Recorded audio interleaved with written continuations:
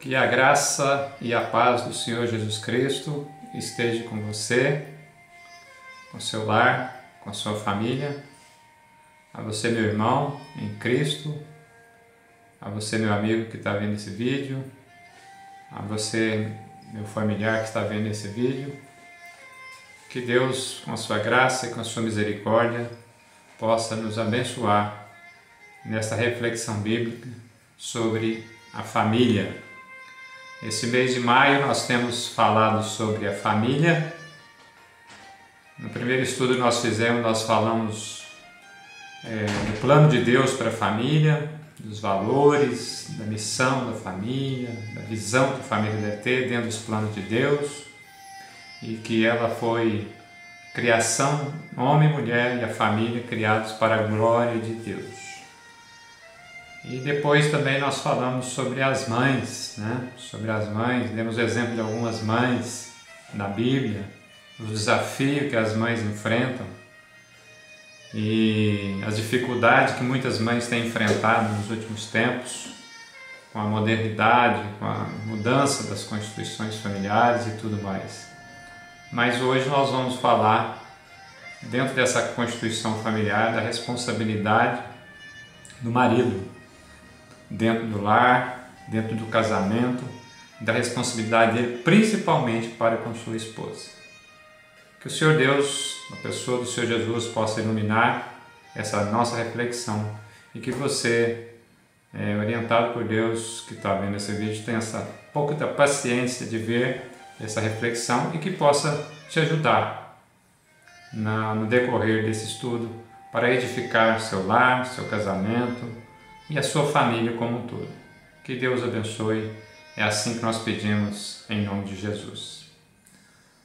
Vamos iniciar a nossa reflexão no texto muito conhecido de todos nós, que é Efésios capítulo 5, nós vamos ler do 25 ao 29. Você que tem a sua Bíblia, pegue a sua Bíblia, dá um pause aí nesse vídeo, pegue a sua Bíblia e acompanhe comigo esse texto, por favor. Efésios 5, 25 em diante. Vós, maridos, amai vossa mulher, como também Cristo amou a igreja e a si mesmo se entregou por ela, para a santificar, purificando-a com a lavagem da água pela palavra, para apresentar a si mesma igreja gloriosa, sem mácula, sem ruga, e nem coisa semelhante, mas santa e irrepreensível. Versículo 28. Assim devem os maridos amar a sua própria mulher como o seu próprio corpo. Quem ama a sua mulher ama a si mesmo. E o versículo 29. Porque ninguém jamais odiou a própria carne, antes a alimenta e dela cuida, como também Cristo o faz com a igreja. Muito bem. Vamos falar então um pouquinho sobre essa responsabilidade, que Paulo e a palavra de Deus traz aí para nós, os maridos. E é lógico que também essa palavra traz também para a esposa, mas essa palavra que ele direcionou ao marido em função da responsabilidade que Deus deu ao homem desde Adão, desde o período da criação. Vós, maridos, amai a vossa mulher, como também Cristo amou a igreja. Então, essa palavra de Paulo orientando aos maridos, orientando a igreja também ali em Éfeso, ele está falando o seguinte: vós, maridos, amai a vossa mulher. É um imperativo essa palavra, é uma ordem, Ela não é condicionada se a esposa está bonita hoje, ou se ela ficou mais idosa do que quando você a conheceu, ou se o comportamento dela mudou, ou se um dia ela está bem-humorada, um dia ela está mal-humorada. Esse aqui ele não entra nesse método. Você amai a vossa mulher. É uma ordem, então ela não tem condicional. Então, ordem condicional, como diz aí as boas autoridades, né? A ordem que você se cumpra, né? Hoje em dia está muito na voga falar da ordem judicial, né? Então, ordem você se cumpre. Então, a palavra de Deus está dando uma ordem. Os maridos têm uma ordem de Deus para amar a sua esposa, para amar a sua mulher. E também hoje, por que hoje? Hoje, essa questão do amor, há uma tendência e uma deturbação com relação a essa questão do amor. Ele passou a ser temporal e passou a ser condicional, porque as pessoas não entendem mais o que é o amor, esse amor que a Bíblia traz, esse amor que provém de Deus. Então, passa a ser um amor vendido na mídia, vendido na TV, vendido nas novelas, né? É aquele amor erótico, só envolvido com a sensualidade, o amor romântico, sentimental, depende do meu humor, depende de como eu estou me sentindo, né? Depende assim da minha percepção naquele momento. Mas esse amor que Paulo está falando não é esse amor que ele dura um tempo, ou que ele é condicional, ou que hoje eu estou romântico, amanhã eu não estou, hoje eu estou de mal. Não, esse amor ele é uma ordem que você tem que fazer independente dessas temporalidades, independente dessas sensações, né?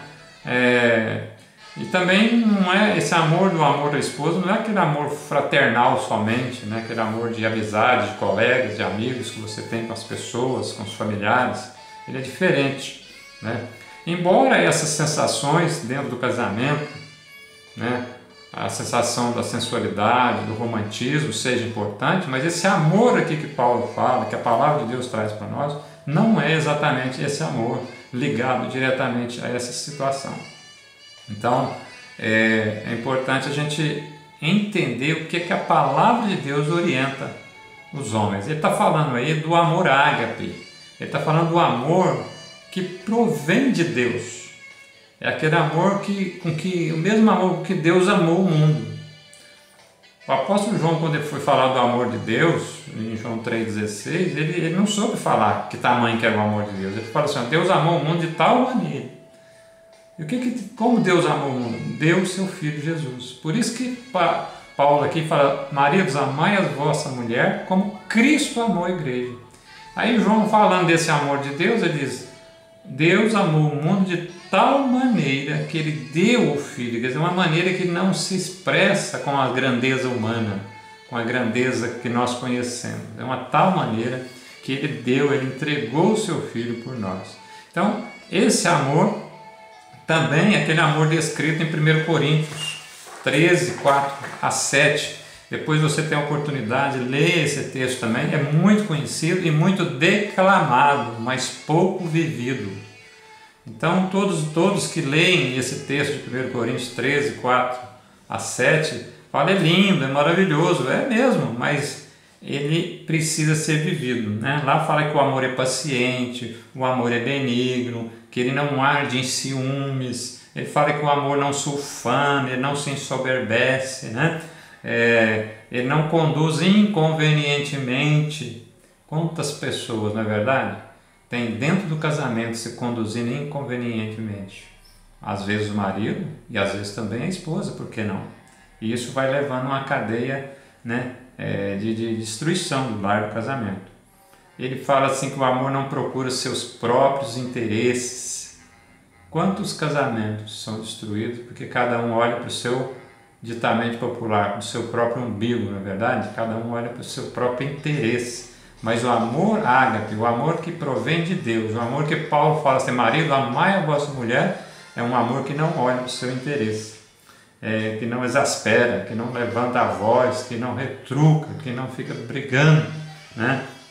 Que não fica ressentindo mal, né? Mês após mês, anos após ano, e depois joga aquilo na cara da pessoa, né? Então, ele não alegra com injustiça, não se regozija com a mentira, né? Mas se regozija com a verdade, né? E versículo 7 lá de Coríntios, ele tudo sofre, tudo crê, tudo espera, tudo suporta. E uma coisa importante: o amor jamais acaba. Quantas vezes nós vemos hoje isso, não é verdade? As pessoas simplesmente estão com uma pessoa e de repente, nós não amamos mais, nós não gostamos mais um do outro, Mas Paulo não está falando se você gosta, se não gosta, se... Fala, se você assumir um compromisso com sua esposa, você deve amar. Se você assumir um compromisso com seu esposo, você deve amar. E ponto final. Acabou. Você não tem mais outra opção dentro da instrução da palavra de Deus, opção de não amar. Então, a única opção que você tem quando você entra num laço matrimonial, uma relação conjugal, é amar. Não existe segunda opção.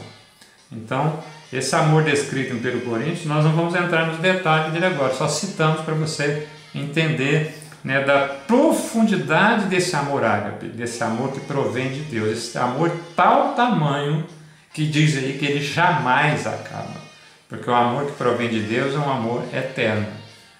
Essa relação ela jamais acaba. Por isso que o casamento, dentro do ponto de vista de Deus e dos valores divinos, ele é um casamento indissolúvel. Mas vamos ver aqui dentro algumas características deste amor de tal maneira que Deus amou e que Paulo assim, ame a sua mulher como Cristo amou a igreja. Esse amor. Então a primeira coisa que nós vamos ver dentro dessa característica, que não é um amor passageiro, que não é um amor temporal, porque ele jamais acaba, é um amor proposital, um amor que tem propósito, né? Que tem propósito. Deus falando desse amor para com o povo de Israel lá no Antigo Testamento, lá em Jeremias 31:3, ele disse isso.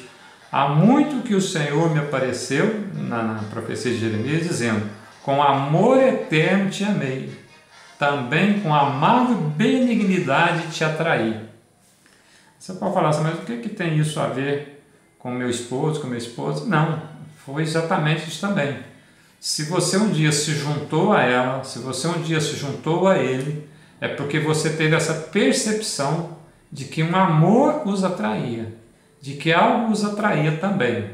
Então, nessa atração, quando vocês decidem pela opção da união, do casamento, vocês estão optando pela opção do amor, pela opção do amor que jamais acaba. Então, o amor, dentro do ponto de vista da palavra de Deus, esse amar a nossa mulher como Cristo amou a igreja, é uma decisão. Você,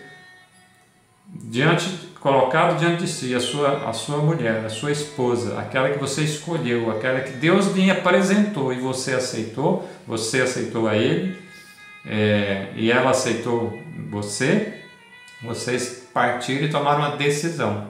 Então, é um amor proposital. A partir dali, vocês falam assim, eu ofereço o meu amor. E o seu amor humano, ele é falho, por isso nós precisamos buscar em Deus o amor verdadeiro. Em Deus o amor verdadeiro. Então, esse amor que nós decidimos que é proposital, ele não é um amor motivado por manipulação emotiva, né? É um amor que você decide, independente do humor, independente da outra pessoa, você decide, você vai amar. É um amor que tem uma proposta proposital que é como a rocha. É esse amor que sustenta os relacionamentos. É esse amor que sustenta as crises. Porque no casamento, que nós prometemos amor e fidelidade para nosso esposo, para nossa esposa, ele vai ter o dia a dia da vida.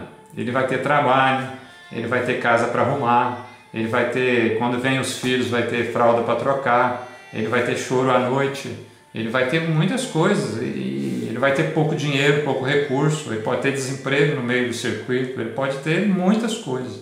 E que sustenta esse amor não é mais aquela emoção do dia do seu casamento, às vezes, não é mais o dia da emoção quando você tem o primeiro beijo na sua esposa, não é mais aquela emoção da sensação de querer estar junto pela sensação, pela emoção, mas a partir daí você assumiu um compromisso, um propósito de amar em qualquer circunstância.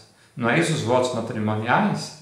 Na alegria, na tristeza, na saúde, na dor, na verdade? Isso tem que ser concretizado. Então esse é o propósito que nós firmamos no dia do casamento e talvez antes do próprio casamento. É um amor que tem propósito. E isso que sustenta a família, é isso que sustenta o casamento, toda a família, quando chega às crises.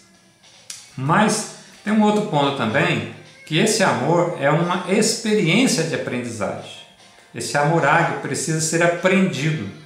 Então, o que acontece? Muitas pessoas entram no relacionamento conjugal, entram no casamento e elas acham que sabe tudo.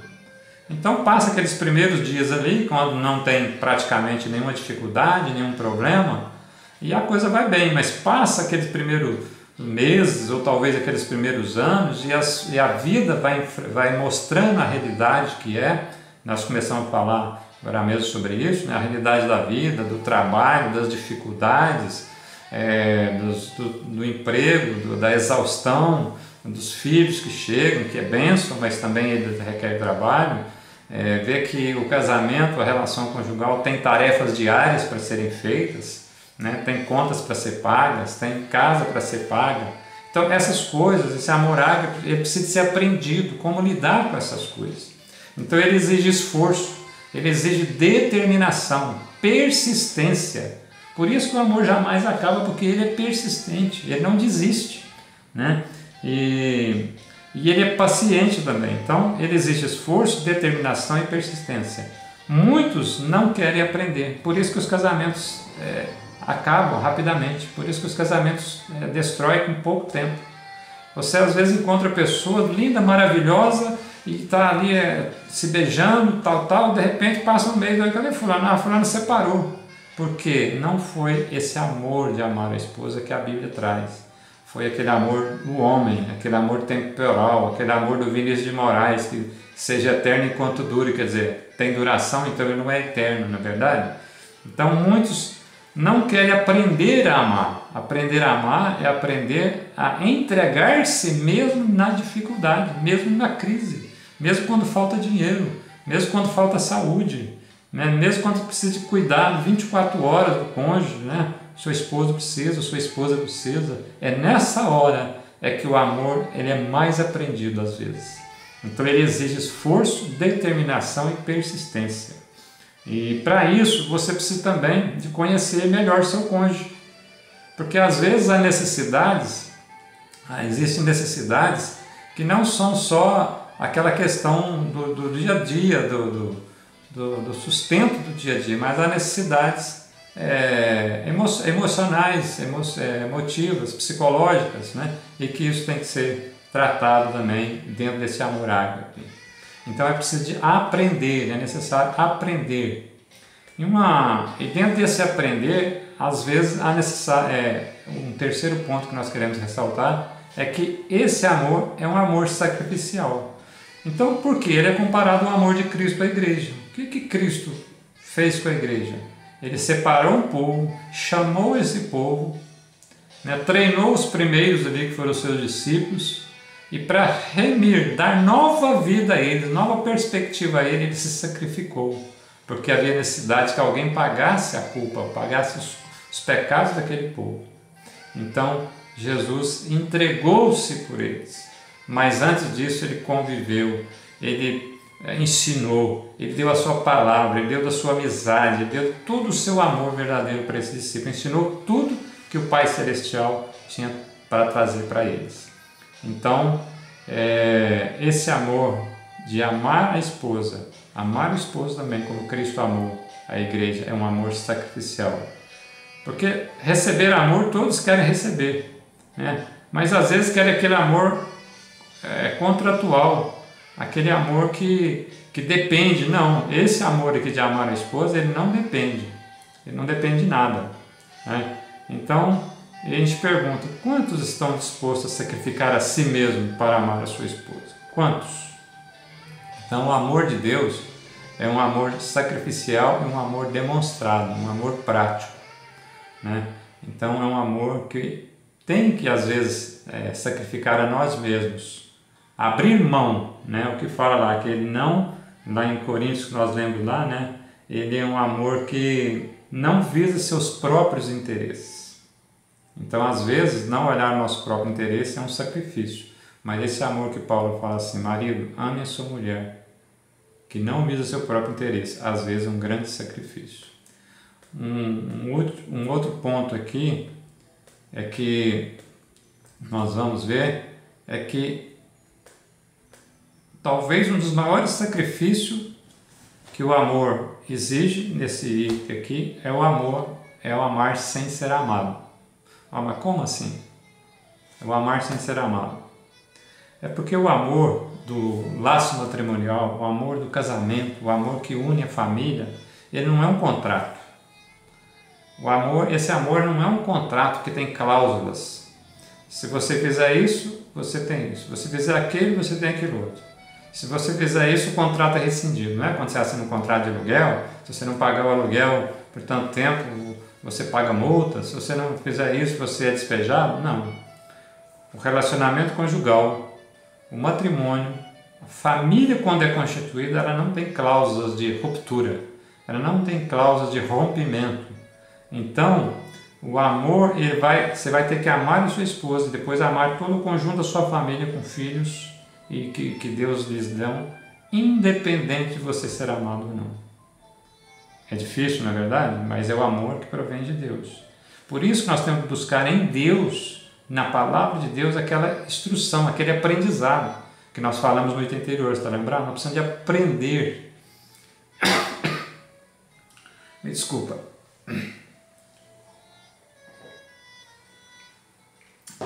Nós precisamos de aprender esse amor. E vamos aprender onde? Na melhor fonte de amor, que é a palavra de Deus. A melhor fonte de aprender a amar é a palavra de Deus. É aprender com Deus. E a nossa melhor referência humana desse amor, quem que é? Jesus. Jesus é a nossa melhor escola de aprendizagem de amar. É a melhor escola de renunciar. É a melhor escola de benignidade. É a melhor escola de paciência. Por isso, você quer amar e às vezes mesmo sem ser amado, tem que entrar na escola de Jesus, tem que entrar na escola do Evangelho, tem que entrar na escola da Palavra de Deus. Quando em 1 João 4,19 ele fala como Deus nos amou, ele diz assim, nós amamos a Deus porque primeiramente Ele nos amou. E pense você, se dependesse de nós de amarmos a Deus, nós nunca iríamos procurar Deus com nossas próprias forças. Deus enviou Jesus, envia seus apóstolos, seus discípulos, envia a igreja agora, para que através da igreja o Evangelho de Jesus chegasse a nós, esse amor de Deus. E ele chegando a nós, é que nós passamos a entender a necessidade de amar a Deus. Então você vai amar a esposa, vai amar o esposo, independente de ser amado. Porque isso, com certeza, o fruto disso vai ser o amor também, mas o amor tem que ser persistente, independente de ser amado. Porque o amor é uma aliança, conforme eu estava falando, não é um contrato. Não tem cláusula de rescisão quando você assina um matrimônio, recebe a sua esposa em matrimônio. Pense nisso. Assim, então, ele não tem cláusula de rompimento. Aí você fala, mas isso já aconteceu, minha vida está toda complicada, toda torta, toda difícil. Se você está dentro do seu relacionamento conjugal ainda, tem conserto. Deus sempre tem uma mão estendida. A palavra de Deus através da Bíblia, sempre está disponível, de graça, gratuitamente, sem preço, sem nada. Então ela está disponível para você.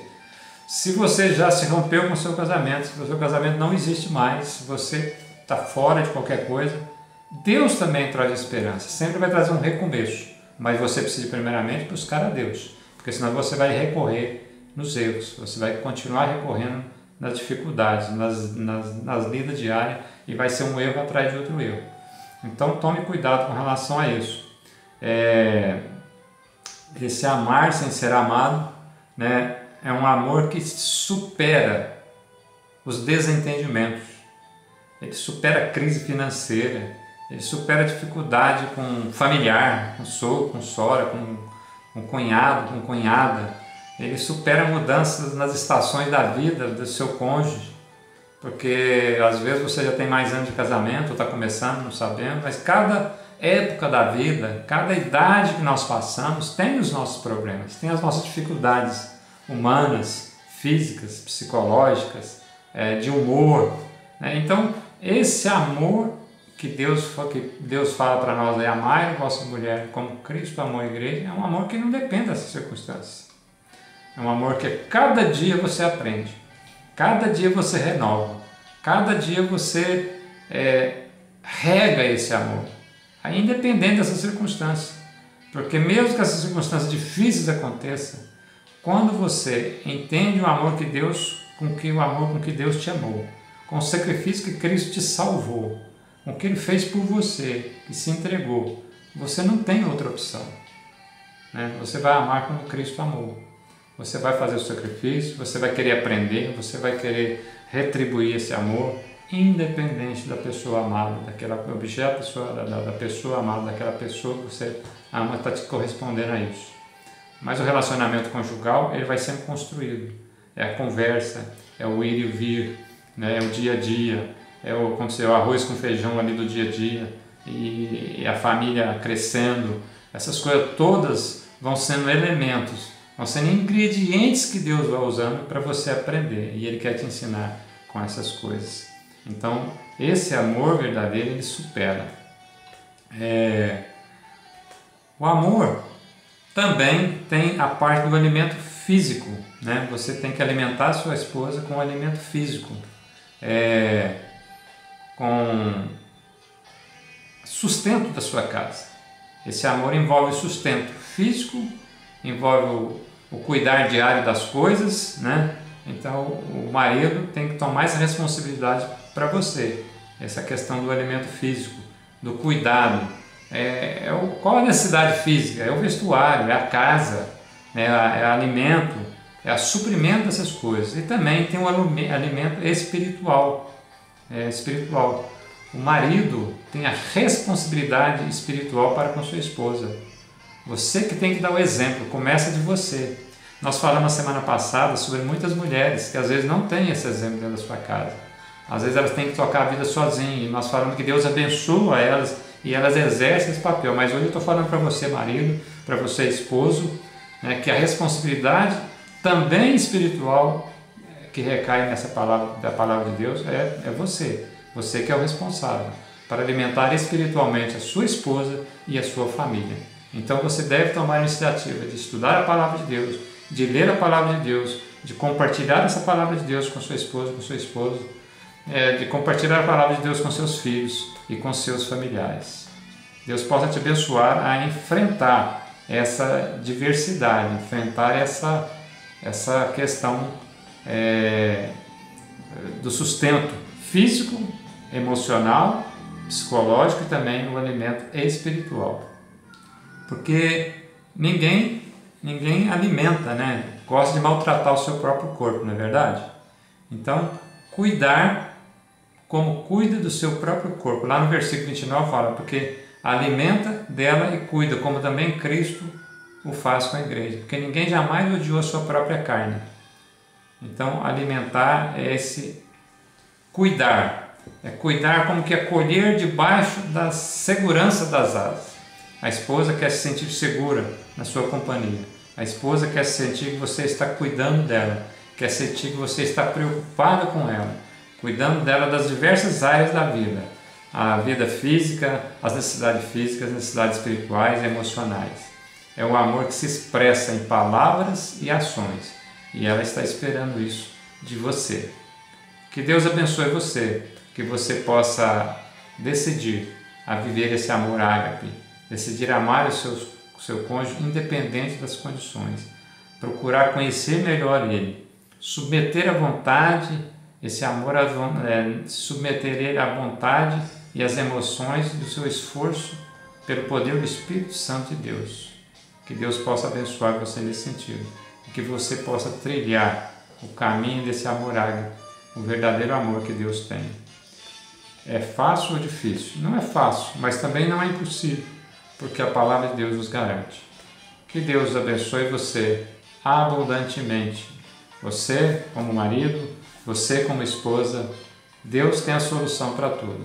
Basta a nossa disposição de aprender, de buscá-lo. E que Ele assim abençoe você como marido, a você como cônjuge, a você como esposa também, para que no seu lar reine este amor, que não depende das circunstâncias, que não depende de nada, mas é o amor que vem de Deus. É esse amor que quer salvar a sua vida, o seu casamento e a sua família. Que Deus abençoe abundantemente. Em nome de Jesus, que a graça e paz de Jesus esteja com você, com seu lar e com sua família, hoje e sempre.